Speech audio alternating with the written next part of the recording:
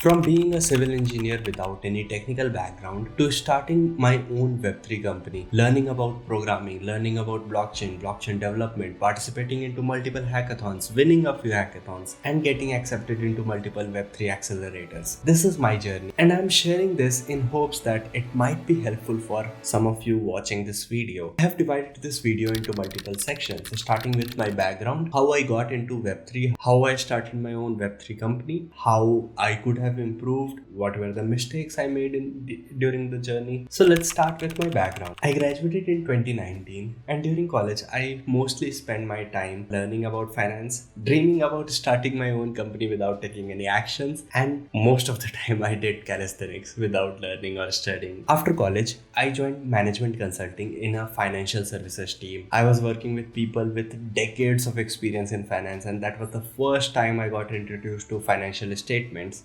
balance sheet, what exactly is a P&L, etc. etc. I got so interested that I took some certifications in financial modeling and valuation, and soon I got an opportunity to work with World Bank. I was working on strategy development for multiple countries on digital finance, emerging technologies like cybersecurity, blockchain, etc. I always thought that the best way to learn would be to teach people about the same thing. So that's when my content creation journey started in around 2019. I started teaching people about finance and stock markets, and I started Funvestor, a YouTube and an Instagram channel where I taught people in an easy and concise way. I actually learned a lot of stuff while researching about video and post ideas. During college, I had also learned graphic design. It turned out to me becoming graphic design and creatives head for Asia's largest science and technology festival, College Festival. I really enjoyed that process, and I wanted to help artists in some way or the other.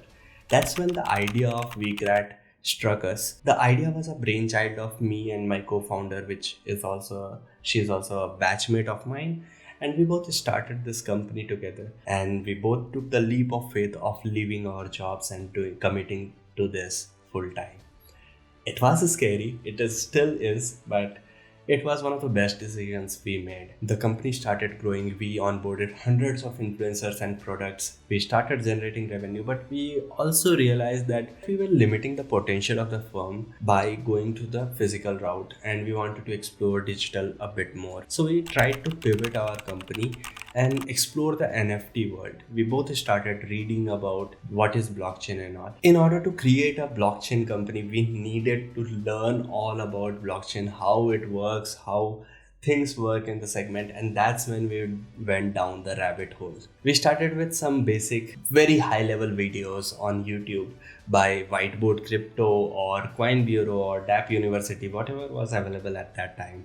We started learning about what exactly is a protocol, what exactly is a blockchain, what decentralization means. That was the basis of learning the key concepts later on. I believe it's like learning about alphabets. You learn the A, B, C, D of blockchain first, and then once you understand those, you combine some of the alphabets to learn more complex concepts. And since we are developing a company, the pressure was on to learn as much as possible in as less time as possible. I started deep diving into white papers. Started with Bitcoin white paper actually. It was very intimidating at first, learning about cryptography, double spending, Byzantine fault tolerance, so many new concepts. I also took some of the coding courses, especially by Patrick Collins, one of the smart contract development program. But it was a 32-hour long course, so take it at your own risk, but it's an amazing course. During my VCRAT times, I actually learned about full stack development. Slowly, I got a hint of how things work in this segment. The best part was whatever I was learning, I got to implement that in either my startup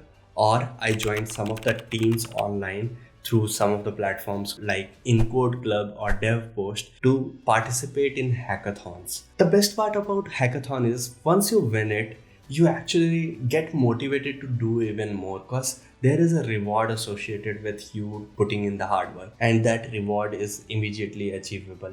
While in a startup context, the reward is kind of far away to whatever you can contribute. You can either develop front end part or a smart contract, or you can just do the design. And I have met people who have just built together the pitch decks, and they have curated the community and curated the team. So that's also a really good way to start and explore the community. And starting this YouTube channel was a great thing for me. And when you actually tell people about, okay, this is what this particular thing means, then there is an inherent responsibility upon you to deliver the correct factual data.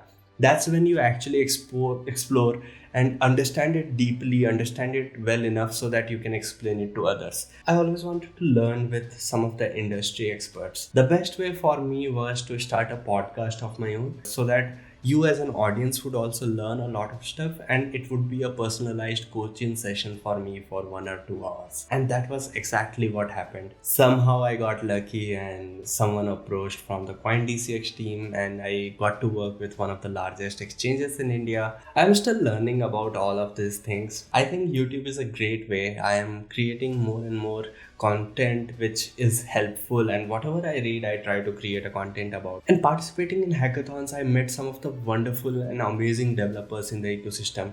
I also went to a lot of meetups. I still remember my first meetup when I went there and I was not able to talk to even a single person. And one of my friend, he introduced me to a few people, and that's when the ice break event happened, and I got to talk to some of the people. From then on, I try to go to as many meetups and events as possible. It's amazing way to learn about the community, and Web3 is all about community. People are developing for the community with the community. So you get to meet actual people who are working in the ecosystem, learn what they are working on, what are the projects they are doing. You might find your next employer over there, or might find your next co-founder. Through meetups, I got to know about some of the accelerators and got introduced to some of the people who were running these accelerators. And I'm so fortunate that I applied.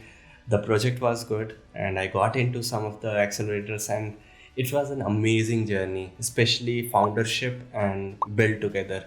So these are the two accelerators I'm a part of. We are still developing with under their guidance. I will touch upon what these accelerators are in a separate video. It's amazing how much you can achieve with a collective group of people. Some of the things which I think slowed me down was to read randomly about anything and everything, or thinking that I want to read the entire thing before even starting. The best way to do is actually execute first and see what are the missing parts over there. It's generally good in most of the cases, not all of the cases. That's a good way to start. Hope you liked it. Hope you enjoyed it. If you did, do hit the subscribe button, do hit the like button. And I'm grateful that you have watched till now. Thank you so much. See you next time.